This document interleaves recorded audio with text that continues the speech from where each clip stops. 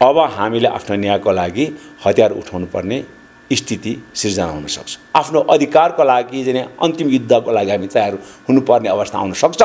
यो कुरा चाहिँ प्रष्ट नस्लवादी राज्य शासकले बुझे हुन्छ। यदि 10 वर्ष जनयुद्धको मुद्दाहरू न्यायालयमा बहस हुन्न भने रेशम चौधरीको मात्रै कुरा त्यहाँ किन बहस हुनु पर्यो? मेरो अनलाइन टिभी।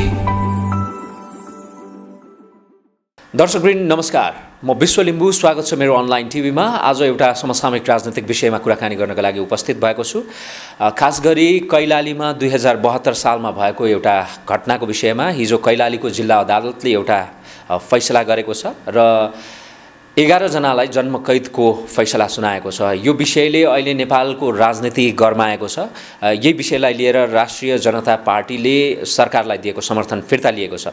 मसँग यति बेला चाहिँ संघीय समाजवादी फोरमका केन्द्रीय सदस्य तथा प्रवास इन्चार्ज आङ्काजी शेर्पा हुनुहुन्छ। उहाँहरूको पार्टीले अब के गर्छ यो विषयमा म कुराकानी गर्नेछु। यहाँलाई स्वागत छ दाइ। धन्यवाद। सन्चै हुनुहुन्छ? एकदम सकुशल। सुरुमा चाहिँ यो जिल्ला अदालत कैलालीको फैसलाको विषयमा तपाईँको टिका टिप्पणी प्रतिक्रिया के हो?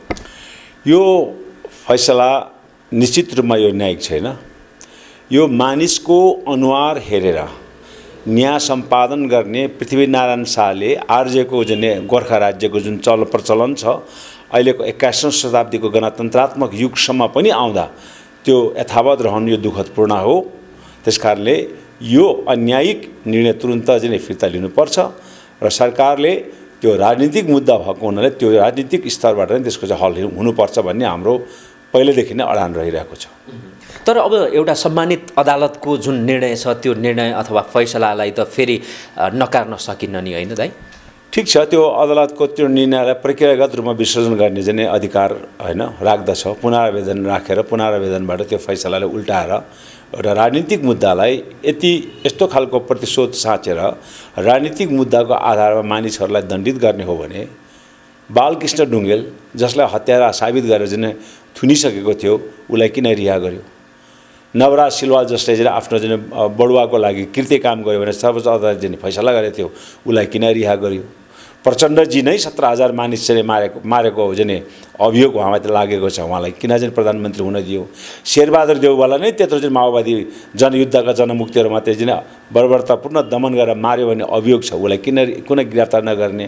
अब भएन। अहिलेको वर्तमान प्रधानमन्त्री केपी ओलीले पनि मधेस आन्दोलनमा हिन्दूवादी चाहिँ कमल थापाको आन्दोलनमा पानीको फोरा हान्ने अनि आदिवासी मधेसी आन्दोलनमा कञ्चडमा गोली ताकेर चाहिँ उसको आन्द्रा र गिरी चाहिँ निक्लिने गरेर मारेको छ।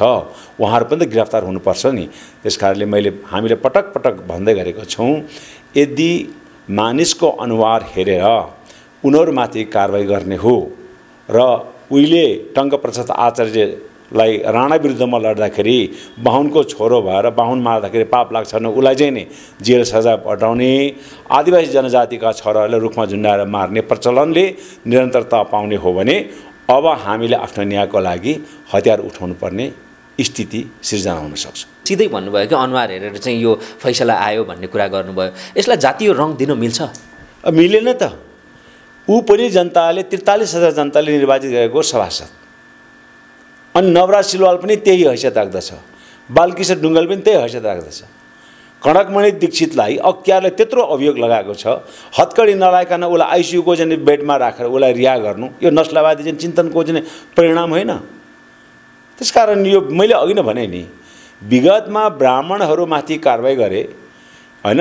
अब शेरबहादुरको चाहिँ तामाङको कुरा गरौँ, उसको एउटा जिब्रो चिप्लाउँदाखेरि मन्त्री पद जाने, 4 अर्ब चाहिँ नि के अरे भ्रष्टाचारको अभियोग लागेको के अरे रविन्द्र अधिकारीले राजीनामा दिन नपर्ने, अनि यो मान्छेको अनुहार हेरेर चाहिँ न्याय सम्पादन कारवाही भएको हो किन? त्यस कारणले हामीले भन्छौँ 2 वर्ष चाहिँ थारू बालक मरेको छ नि त, त्यो मार्नेहरूलाई कारवाही हुने कि नहुने? त्यति बेला गृहमन्त्री को थियो, त्यसलाई कारवाही हुने कि नहुने? त्यस कारणले एकतर्फी न्याय सम्पादन गर्नु त्यो न्यायसङ्गत हुन सक्दैन। त्यस कारणले ठिक छ, कैलाली जिल्ला अदालतले गरेको फैसलालाई त्यो अकाट्य, त्यो उल्टाउनै सक्दैन, त्यो बदर गर्न सक्दैन भन्ने होइन। त्यसका चाहिँ प्रक्रियाहरू छन्, त्यो चाहिँ पुनरावेदन छन्, उच्च न्यायालयहरू छन् होइन, सर्वोच्च छन् र त्यो कुराहरूलाई प्रक्रियागत रूपमा चाहिँ विसर्जन गरेर योलाई राजनीतिक मुद्दा हो र राजनीतिक मुद्दाले नै यसले चाहिँ समाधान हो। अहिले प्रचण्ड, डाक्टर बाबुराम भट्टराई होइन, वैद्य, विप्लवहरू सबै सत्य निरूपण मेलमिलाप आयोगको जुन कानुन छ त्यसलाई यो राजनीतिक मुद्दा हो। त्यसकारणले जनयुद्धकालीन मुद्दाहरूलाई कुनै पनि हालतमा चाहिँ नि कुनै कानुनमा को चाहिँ दायराभित्र ल्याएर त्यसलाई चाहिँ छिनाफाना गर्नुहुन्न। यो राजनीतिक मुद्दा राजनीतिक रूपले हल गर्नुपर्छ। ती सबै गतिविधि जति पनि मान्छे मरे मारे ती सबै राजनीतिक मुद्दा भएकोले त्यही ढङ्गले माफी पाउनुपर्छ भन्ने कुरा उठाइराखेको छ र उनीहरूको सन्दर्भमा चाहिँ त्यस्तो हुने। अनि जनजातिहरू संलग्न भएको सन्दर्भमा चाहिँ कानुन सम्पादन नै अर्कै फरक ढङ्गले हुने हो भने त यो देश त गणतन्त्र त आएको होइन रहेछ। कुरो त्यहाँ हो नि त। जस्तो आङ्काजी दा तपाईँले भन्नुभयो कि हुन्छ नि सबै विगतका जुन अब जनयुद्ध कालदेखिका तपाईँले विभिन्न कुराहरू गर्नुभयो र त्यसलाई राजनीतिक मान्दै त्यसलाई आम माफी दिनुपर्छ भन्ने कुरामा कसैको सहमति र कसैको असहमति होला त्यो कुरामा। तर यसो भनिरहँदाखेरि हत्या र हिंसालाई प्रोत्साहन गरेको जस्तो देखिँदैन। कुनै पनि राजनीतिक एजेन्डा उठाउने अनि त्यसमा चाहिँ हत्या हिंसा हुँदै गयो भने त त्यसले त नराम्रो सन्देश दिन्छ नि। फेरि एउटा कुरो चाहिँ पहिचानको लागि शान्तिपूर्ण थारूको आन्दोलनमा अखण्ड सुदूरवादीहरूलाई उत्तेजित बनाएर कर्फ्यू लगाएर थारूहरू कर्फ्यूबाट त्रसित भएर भागाभाग हुँदाखेरि उसको एफएम जलाउने अखण्ड सुदूरका जुन कार्यकर्ता कारबाहीमा पर्ने नपर्ने त्यो पाटोलाई अलग राखेर थारूहरूको मात्रै चाहिँ पाटोलाई यदि न्याय सम्पादनमा अनुसन्धानको दायराभित्र ल्याउँछ भने त्यो निश्चित रूपमा त्यो अमान्य हुन्छ। यो अखण्ड सुन्दर जसले चाहिँ थारू आन्दोलनकारीहरूको शान्तिपूर्ण आन्दोलन ढुङ्गा मुढा गरे, उत्तेजित गरे, कर्फ्यू लागेर कोही मान्छे हिँडडुल गर्न नपाउने बेलामा सैनिक र प्रहरीको आडमा सडकमा आएर थारूको एफएम जलाउने, थारूको चेलीहरूमाथि दुर्व्यवहार गर्ने त्यो अखण्ड सुदूरका चाहिँ ती ब्राह्मण युवाहरूलाई चाहिँ कारबाही हुन्छ कि हुँदैन? मैले भनेको छु यदि कानुनले यस्तो विभेदपूर्ण काम अगाडि बढाउँछ भने हामी नेपालका 1.5 करोड आदिवासीले आफ्नो न्याय माग्नको लागि अब न्यायालयको दैलो होइन, हामीले हाम्रा भारत र ब्रिटिस र सिङ्गापुरमा भएका भूतपूर्व सैन्यहरूलाई नेपालमा ल्याएर आफ्नो अधिकारको लागि चाहिँ अन्तिम युद्धको लागि हामी तयार हुनुपर्ने अवस्था आउन सक्छ। यो कुरा चाहिँ प्रष्ट नस्लवादी राज्य शासकले बुझे हुन्छ। मैले पटक पटक भन्दै गरेको छु कि हिजो हामीले कतिवटा विश्वयुद्ध जितेका छौँ। ती सेनाहरूलाई राज्यले जुन किसिमको विभेद गरेको छ त्यसको कारण उनीहरू अहिले चाहिँ विदेशमा चाहिँ गएर चाहिँ बस्नु परेको छ र यदि यहाँ नेपालमा भएका उसका चाहिँ समुदायमाथि, उसका जाति भाषा र धर्म संस्कृतिमाथि राज्यबाट अतिक्रमण रोकिन्न, उनीहरूमाथि गरिने विभेदको अन्त हुन्न भने ती सेनाहरूले अन्तिम युद्ध लड्न उसले नेपाल आउनुपर्छ। त्यसकारण यो राज्य सत्ताले स्पष्ट बुझ्नुपर्छ। तपाईँलाई हरेक मुद्दामा चाहिँ जस्तो जातीय रङ दिनुहुन्छ आङ्काजी शेर्पाले भन्ने आरोप छ। भएकै सबै कुरा जातीय आधारमा त्यो हुन्छ भनेपछि तपाईँको अन्तर्राष्ट्रिय विमानस्थलमा काठमाडौँमा अनि भुटानको शरणार्थी टेकनाथ रिजाललाई ऊ त हाम्रो नेपाली नागरिक त होइन, नेपाली मूलका मान्छे त नेपाली नागरिक त होइन नि, ऊ त भुटानी नागरिक हुन् त। उसलाई नेपालको पासपोर्ट दिएर भिआइपी रुममा राखेर उसलाई सलाम गरेर पठाउने अनि आफ्ना चाहिँ के अरे देशमा रोजगारी नपाएर विदेशमा जान आँटेका भूपू सैनिकका छोराछोरीहरूलाई, शेर्पाहरूलाई उसको नागरिक परम्परादेखि लिएर पासपोर्टको फोटो कोटाइ हेर्ने यो अनुहारको आधारमा गरेको विभेद हो कि नि त। अनि अब अनुहारको आधारमा गरेको राज्यको विभेद विरुद्धमा कुरा उठाउँदाखेरि आङ्काजीले चाहिँ सबै कुरा जातीय चाहिँ दृष्टिकोणले हेर्छ भन्नु पनि त भएन नि त। मैले भने त कनकमणि दीक्षितलाई 6 करोडको भ्रष्टाचार भयो भनेर त कान्तिपुरमै के अरे चाहिँ समाचार आएको छ। त्यो कनकमणि दीक्षितलाई प्रहरीले समात्दाखेरि सिङ्गो राज्य त्यसको प्रतिकारमा उत्रे, उसलाई चाहिँ के अरे जेलमा नहालिकन आइसियुमा राखेर आइसियुबाट उसले उन्मुक्ति प्राप्त हुने। अनि यो अनुहारको आधारमा गरेको न्याय सम्पादन हो कि होइन? त्यसकारण जातिको आधारमा नेपालमा गरिने विभेदको जबसम्म अन्त हुन्न तबसम्म आङ्काजी जस्तो अभियन्ताले जातिकै आधारमा आफ्नो विभेदको अन्तको लागि यो कुरा उठाइरहन्छ र त्यसरी कुरा उठाउँदाखेरि आङ्काजी जस्तो अभियन्तालाई जातिवादी अभियन्ताको रूपमा चाहिँ विश्लेषण गर्नु त्यो यथाउचित त्यो गलत हुन्छ। पूर्वाग्रही भयो भन्ने तपाईँको बुझाइ हो अदालतको फैसला? अदालतको फैसला मात्र होइन, त्यो घटनाको समाचार सम्प्रेषण पनि विभेदपूर्ण ढङ्गले भएको छ। यहाँबाट मानव अधिकारवादी सुदीप पाठक गए, ती प्रतिबन्धित थारूहरूको घरमा पसेर उनीहरूको चाहिँ पीडा उसले चाहिँ अन्तर्वार्ता लिएको छ। उसले हस्पिटलमा प्रहरीको जुन गोली लागेर घाइते भएर जाने उपचार गरेका जाने प्रहरीले गिरफ्तार गरेर जङ्गलमा आफै उपचार गरेर त्यस्तो व्यक्तिको विवरण लिएको छ। ऊ प्रहरीको घेराभित्र रहेर प्रहरीको जाने के अरे सुरक्षाको घेराभित्र रहेर एका दुई सडक भेटेको मान्छेसँग लिएको, त्यो पनि एकल जातीय जाने अन्तर्वार्ताले चाहिँ त्यस्तो कुराहरू चाहिँ निर्णयमा न्यायालय पुग्नुपर्छ सकिन्छ सकिँदैन। किन भन्दाखेरि जुन बेलामा यी सबै घटनाको विवरण न्यायालयले लिएको थिए, पत्रकारहरूले दिइराखेको थिए, त्यति बेला थारूहरू त्रासित भएर आफ्नो अभिव्यक्तिहरू स्वतन्त्र ढङ्गले कहीँ पनि दिन सक्ने अवस्था थिएन। उनीहरूले देखेको पिट्ने, इभन हस्पिटलमा उपचार गरिराखेको मानिसहरूलाई हतियारसहितको प्रहरी आएर उसलाई चाहिँ मार्नको लागि हस्पिटल बेडमा पस्दा गरी त्यहाँको डाक्टरले यदि मेरो चाहिँ उपचारमा रहेको व्यक्तिमाथि प्रहरीले कुनै प्रकारको चाहिँ कारबाही गरेको खण्डमा मैले यो चाहिँ कुरा रिपोर्ट गर्छु भनेपछि उनीहरू बाहिर बसे। कतिजना इन्डियामा उपचार गर्न खोज्नेलाई के अरे नाकामा रोक्ने, यो कुरा त न्यायालयले बुझ्नु पऱ्यो नि। कति त उपचार इन्डिया जाँदा पनि नाकामा गिरफ्तार हुने, हस्पिटल जाँदा पनि गिरफ्तार हुने भएर चाहिँ आफ्नै घरमा चाहिँ कतिवटा इन्फेक्सन भएर मरे। त्यो 2 वर्षीय बालक चाहिँ प्रहरीको गोलीबाट मर्यो भन्ने कुरा चाहिँ स्पष्ट उल्लेख भएको छ। मानव अधिकार आयोगको रिपोर्ट त अब स्वीकार्नु पऱ्यो न्यायालयले पनि। त्यहाँ चाहिँ के अरे कर्फ्यू लाग्दाखेरि चाहिँ थारूको एफएम जलेको कुरा नै चाहिँ राष्ट्रिय मानव अधिकार आयोगले पुष्टि गरेको छ। जे जति काठमाडौँबाट त्यहाँको घटना बुझ्नका लागि गए उनीहरू यति त्रासित थियो कि पुलिसको घेराबाट चाहिँ निस्केर उनीहरू स्वतन्त्र रूपले कसैको बयान लिन सक्ने अवस्था थिएन। त्यस कारणले चाहिँ पुलिसको सम्पर्कमा आएका एका दुई व्यक्तिको विवरण लिएर त्यत्रो घटनाको बारेमा विश्लेषण र त्यसको बारेमा निर्णय स्तरमा पुग्नु त्यो सतै हुन्छ। त्यस कारण हामीले फेरि पनि भन्छौँ, कैलालीको चाहिँ जिल्ला न्यायाधीशले गरेको निर्णयलाई त्यो अकाट्य हैन, त्यो ढुङ्गाको खोपेको अक्षर होइन। त्यस कारणले त्यस्तो चाहिँ निर्णयहरूलाई चाहिँ हामी न्यायिक रूपले पनि चुनौती दिन सक्छौँ, आन्दोलनको रूपमा पनि चुनौती दिन सक्छौँ। त्यस कारण म भन्छु, यदि राज्यले चाहेको खण्डमा सरकारी वकिल मार्फत त्यसलाई चाहिँ पुनरावेदन अदालतमा त्यो सबै मिसिल जिकाएर त्यहाँ थप अध्ययन अनुसन्धान गरेर यो मैले भने यो न्यायालयले टुङ्गाउने चिज पनि होइन। यदि 10 वर्ष जनयुद्धको मुद्दाहरू न्यायालयमा बहस हुन्न भने रेशम चौधरीको मात्रै कुरा त्यहाँ किन बहस हुनु पर्यो? त्यो पनि त राजनीतिक मुद्दा हो। हामीले भन्यौँ मधेस आन्दोलनका कुराहरू, थारू आन्दोलनको कुरा, जनजाति आन्दोलनको कुरामा जे जति चाहिँ भएको थियो सरकारसँग त हाम्रो सम्झौता भएको छ। सम्झौता के भएको छ?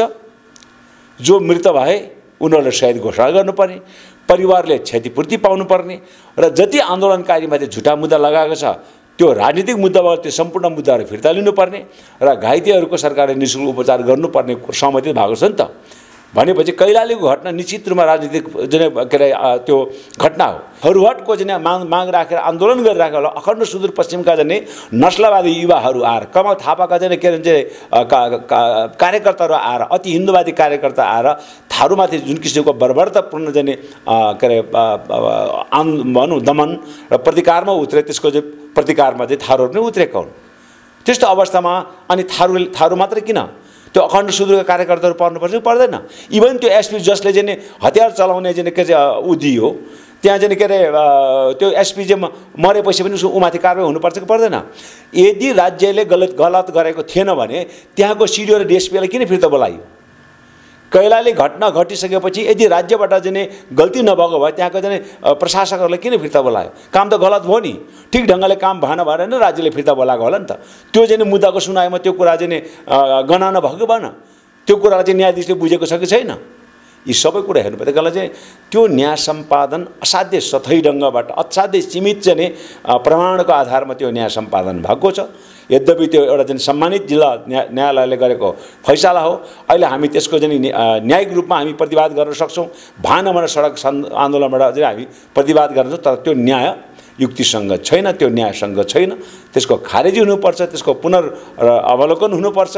यदि भएन भने मैले भनेको छु, कैलालीका थारू, नेपालका 1.5 करोड आदिवासी जनजातिहरूले आफ्नो अधिकारको लागि सडकमा अब सङ्घर्ष गर्नुपर्ने दिन आउन सक्छ। यो तपाईँको व्यक्तिगत विचार हो कि तपाईँको सिङ्गो पार्टीको विचार हो? मेरो पार्टीको यो अहिले मैले जति पनि भनेको छु यो मेरो आफ्नो व्यक्तिगत जनजाति अभियान्तको नाताले मेरो पार्टीको मेरो आफ्नो व्यक्तिगत विश्लेषण हो। तर पार्टीको पनि सिद्धान्त तय के भनेको छ भन्दाखेरि लक्ष्मण थारू रेशम चौधरी लगायत मधेस आन्दोलनका सबै मुद्दाहरू राजनीतिक मुद्दा हुन्। त्यसकारणले यसलाई न्यायालयमा बहस गर्नुभन्दा पनि यसलाई राजनीतिक रूपमा नै यसको हल हुनुपर्छ र त्यो राजनीतिक रूपमा हल हुने 3टा मापदण्ड भनेको अघि मैले भनेकै नै हुन्। मृतकहरूलाई शहीद घोषणा गर्ने, परिवारलाई क्षतिपूर्ति दिने, घाइतेहरूको निःशुल्क उपचार गर्ने र जति पनि जुटा मुद्दा लगाएका छन् उनीहरूलाई चाहिँ नि सबै मुद्दाहरू खारेज हुनुपर्ने। अब राजपाले त सरकारलाई दिएको समर्थन फिर्ता लिइसकेको छ। तपाईँहरू त तपाईँको पार्टी त सरकारमै छ। अब के गर्छ त तपाईँको पार्टीले? तपाईँको अध्यक्षले के गर्नुहुन्छ अब? हाम्रो पार्टीले पहिलो हाम्रो चाहिँ सरकारमा जाने पहिलो हाम्रो प्रधान मुद्दा भनेको संविधान संशोधन नै हो। त्यसपछि दोस्रो मुद्दा भनेका मधेस जनजाति आन्दोलनमा थरुवाड आन्दोलनमा भएका चाहिँ राजनीतिक मुद्दाहरूलाई राजनीतिकरण गर्दै त्यसलाई राजनीतिक रूपमा नै त्यसको समाधान हुनुपर्छ भन्ने हाम्रो माग पनि छ। त्यसकारणले पहिलो मागको बारेमा सरकार अहिलेसम्म सकारात्मक छ। अब हामी प्रतिपक्ष काङ्ग्रेस पनि संविधान संशोधनको सन्दर्भमा ऊ पनि सकारात्मक हुनुपर्छ। अहिले काङ्ग्रेस प्रतिपक्षमा रहेको काङ्ग्रेस निर्मला पन्तको हत्यारा पत्ता लगाउनेमा समय खर्चिराखेको छ, जुन न्यायिक पनि हो। 33 किलो सुन कसले खायो भन्नेमा खोजिरहेको छ, त्यो पनि न्याय ऊ पनि हो। तर त्यो पनि त्योभन्दा पनि प्रधान विषय प्रतिपक्ष काङ्ग्रेसले पनि संविधान संशोधनको सैद्धान्तिक चाहिँ सहमति विगतमा गरेको हुनाले काङ्ग्रेसले अब प्रतिपक्षमा रहेर संविधान संशोधनको प्रक्रिया अगाडि बढाउनुपर्छ।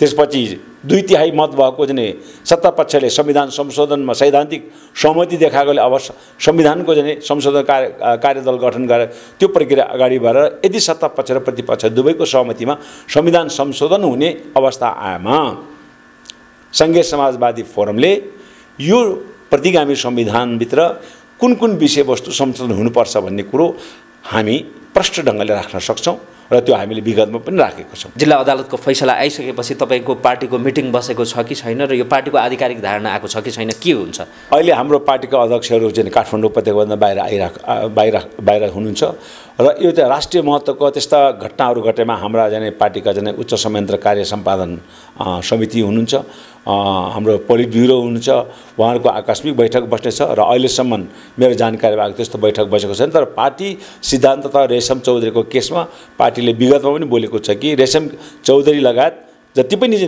अरे हिरासतमा रहेका थारूहरू छन्, जुन अहिले चाहिँ बाहिर चाहिँ भागेर चाहिँ बस्नुपर्ने अवस्थाका थारूहरू छन्, मधेस आन्दोलन छन्, ती सबै राजनीतिक मुद्दा हुन्। त्यस कारणले त्यसको राजनीतिक रूपमा त्यसको समाधान हुनुपर्छ। यसरी न्यायालयबाट एकपक्षीय निर्णय त्यो स्वीकार्य हुन सक्दैन भन्ने कुरो पार्टीको चाहिँ सैद्धान्तिक अडान रहिरहेको छ।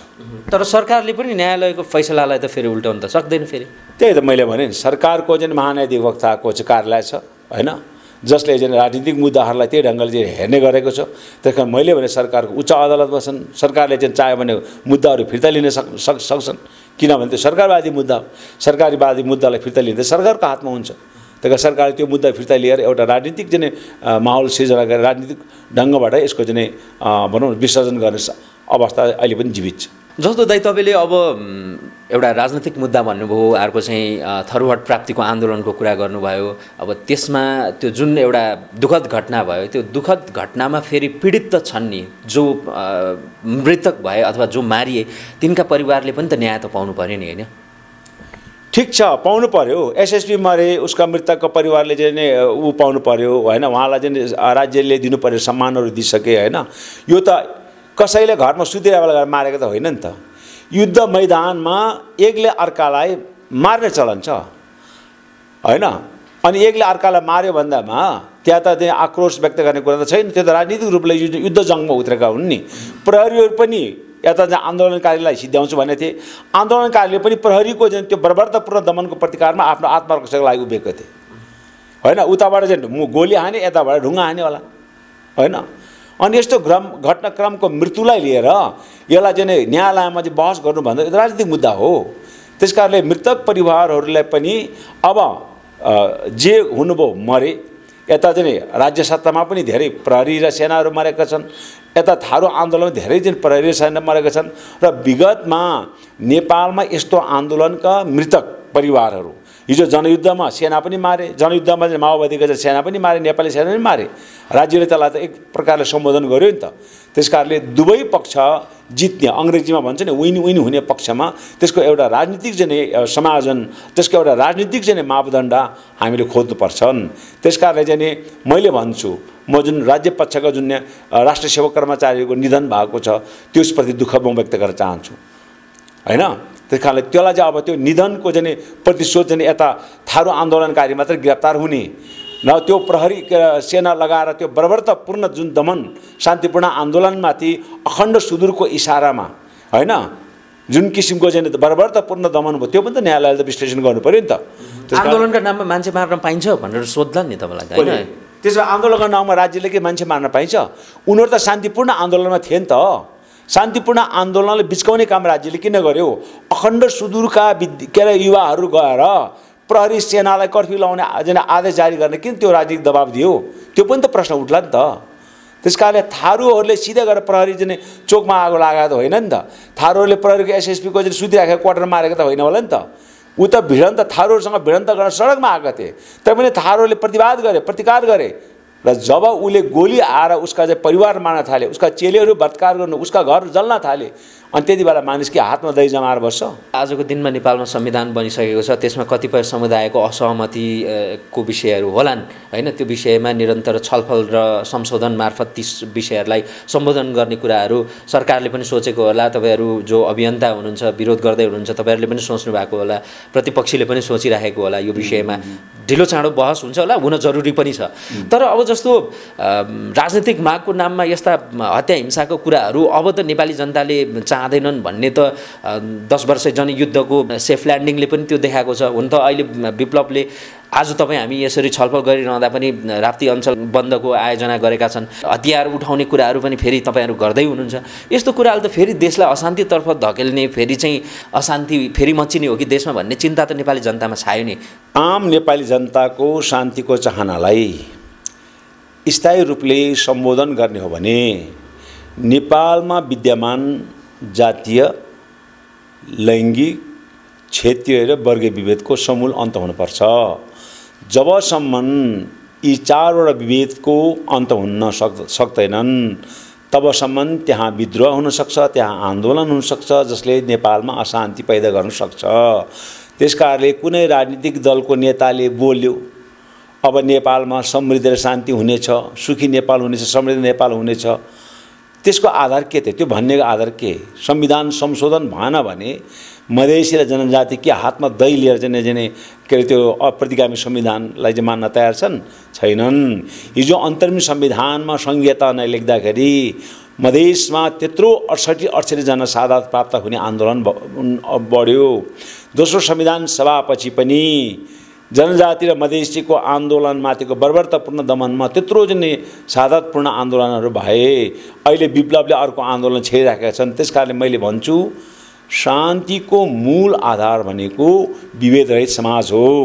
जबसम्म शान्त चौधरीमाथि चाहिँ कारबाही हुने बालकृष्ण डुङ्गेलले माफी पाउने शेरबहादुर तामाङले राजीनामा दिनुपर्ने रविन्द्र अधिकारीको 4 अर्ब जने के अरे भ्रष्टाचारको मुद्दा त्यतिकै सल्टिने यस्तो खालको विभेद यथावत रहेर शान्तिको परिकल्पना गर्नु भनेको दिउँसै सपना देख्नु त्यो कोरा कल्पना बाहेक अरू केही हुन सक्दैन। समग्र शान्तिको कुरालाई सम्बोधन गर्ने हो भने देशमा शान्ति स्थापनाको लागि विभेद रहित समाजको निर्माण हुनु पर्यो। अहिले महिलाहरूमाथि हैन प्रतिनिधित्वको सन्दर्भमा त विभेद छ नि। 51% महिलाहरूलाई राष्ट्र निर्माणमा राज्य सत्तामा 33% मात्र प्रतिनिधित्व गराउने विभेद हो कि हैन? अनि यो अन्त नभएसम्म त महिला त आन्दोलन गर्छ अनि शान्ति कहाँबाट आउन सक्छ? अहिले पनि दलितहरूमाथि छुवाछुतको व्यवहार चलिराखेको छ अनि त्यो समाप्त नगरेर शान्ति कहाँबाट आउन सक्छन्? त्यसमा एउटा क्षमता भन्ने फ्याक्टरलाई ध्यान दिनुपर्छ भन्ने तपाईका विरोधीहरूले त्यो लजिक राख्नुहुन्छ। सुन्नुस् न क्षमता भनेको के? क्षमता भनेको कानुनले निर्धारण गर्ने कुरा हो हैन? एउटा खुट्टा नभएको मान्छे र दुईटा खुट्टा भएको मान्छेको चाहिँ क्षमता चाहिँ तुलना कसरी गर्ने त? ल दुईटालाई दौडायो भने त निश्चित रूपमा चाहिँ दुईटा खुट्टा भएको मान्छेले जित्छ। तर मैले नियम परिवर्तन गरेँ त्यो दुईटा खुट्टा भएको मान्छेले पनि एउटा खुट्टा बाँधेर दौडिनु पर्छ भन्यो भने त दौड त त्यो सधैँ एक खुट्टाले दौडिने मान्छेले जित्छन्। त्यसकारणले मानिसको क्षमता भनेको त्यो कस्तो खालको प्रतिस्पर्धामा अब खस भाषामा हिन्दू संस्कृति बारेमा निवेदन लेख्यो भने राईको छोरा जित्न सक्छ शेर्पाको छोरा जित्न सक्छ? सक्दैन। अनि के शेर्पाको छोरा राईको छोराको चाहिँ क्षमतै छैन भन्ने? उसका भाषाको पाबन्दीले गर्दाखेरि आफ्नो अभिव्यक्तिहरू स्पष्ट राख्न सकेनन्। त्यसको भनेको मतलब उसको दिमागमा भावनै छैन भन्ने हो त होइन। उसलाई आफ्नो भाषामा लोसारको बारेमा भन्न दियो भने, राईहरूलाई आफ्नो भाषामा साकेलाको बारेमा भन्न दियो भने त्यो मानिसहरूले खसहरूले गाएको निबन्ध जति लामो लेख्छन् उनीहरूले आफ्नो लोसारको निबन्ध त्यति लेख्न सक्छन्। मैले एउटा कार्यक्रममा देखेको छु, एउटा महिला वक्ता नहुँदाखेरि हामीले एउटा महिलालाई जबरजस्ती आसन गर्न गरायौँ र उसलाई बोल्न पनि लगायौँ। तर ऊ तामाङ महिला थिए, उसले खस भाषा बोल्न जान्दैथे, वक्ताको रूपमा उसलाई चाहिँ माइकमा ल्याउँदा उसले टाउका हाल्लाए। अनि हामीले भन्यौँ तामाङ भाषाबाटै भन्नुहोस् भन्दाखेरि उहाँले 15 मिनट त तामाङमा भाषामा भाषण गरिदियो। त्यसकारणले खस भाषाको पाबन्दी लाउँदाखेरि ऊ क्षमताविहीन महिला हुन्थ्यो, आफ्नो मातृभाषाको प्रयोग गरेर अधिकार दिँदाखेरि ऊ क्षमतावान महिला भन्यो। त्यसकारणले क्षमता भनेको कुनै जाति विशेषको आधारमा होइनन्, क्षमता भनेको कानुन प्रतिस्पर्धाको नियमले तय गर्ने चिज हो। मैले बुझेको। हुन्छ, यहाँलाई यो समयको लागि धन्यवाद र तपाईँले आज जुन तवरले आफ्नो कुराहरू राखिदिनु भयो त्यसको लागि पनि यहाँलाई धन्यवाद छ। अन्तमा जनताबाट निर्वाचित सभासदलाई संविधानमा ल्याएर जनताको पक्षमा बहस गर्ने अधिकारबाट सदा सर्वदा वञ्चित गर्ने नियति राखेर जुन विभेदपूर्ण न्याय सम्पादन भएको छ, नेपाल सरकारले यसलाई तुरुन्त सच्याउनु पर्छ। तुरुन्त यो मुद्दालाई फिर्ता लिएर राजनीतिक रूपमा यो कुरा सल्टिन पर्छ। यो कुरा म तपाईँहरूको बिचमा राख्न चाहन्छु र मैले भनेको छु, हिजो पटक पटक माओवादी नेताहरूले प्रतिगामीकारी राज्य सत्ताको परिवर्तनको लागि आवाज उठाउँदाखेरि आवाज बुझेन र पछि गएर चाहिँ नि जनयुद्ध चाहिँ छेड्ने अवस्थामा आयो। त्यति बेला देशले ठुलो हानि नोक्सानी बेहोर्नु पर्यो। इन्डियामा पनि जवाहरलाल नेहरूले इस्लामिकहरूको कुरा नबुझ्दाखेरि इन्डिया नै दुईटा टुक्रा भएर पाकिस्तान र चाहिँ इन्डिया भन्यो। त्यसकारणले म भन्छु, प्रत्येक रसलवादी शासकले जनताको चाहना, त्यहाँको उत्पीडित जाति समुदाय लिङ्गको चाहनालाई समयमा सम्बोधन गरेन भने त्यसले ठुलो चाहिँ नि हानि नोक्सानी पुर्याउनु पर्छन्। त्यसमा पछि पश्चाताप गर्नुभन्दा समयमा नै विवेक पुर्याउनु उचित रहन्छ। यही सन्देश तपाईँहरूको बिचमा आजको अन्तर्वार्ताबाट म दिन चाहन्छु र मेरो अनलाइन टेलिभिजनमा आएर वर्तमान राजनीतिक सन्दर्भ रेशम चौधरीको जुन जन्म कैदको जुन फैसलाबारे राजनीतिक विश्लेषण गर्ने मौका दिनुभयो, तपाईँलाई धन्यवाद। प्राविधिक मित्रलाई धन्यवाद र अहिले यो लोकप्रिय मेरो टेलिभिजन हेर्नुहुने तमाम लाखौँ लाख दर्शकहरूलाई पनि म अभिवादन गर्न चाहन्छु। अभिवादन।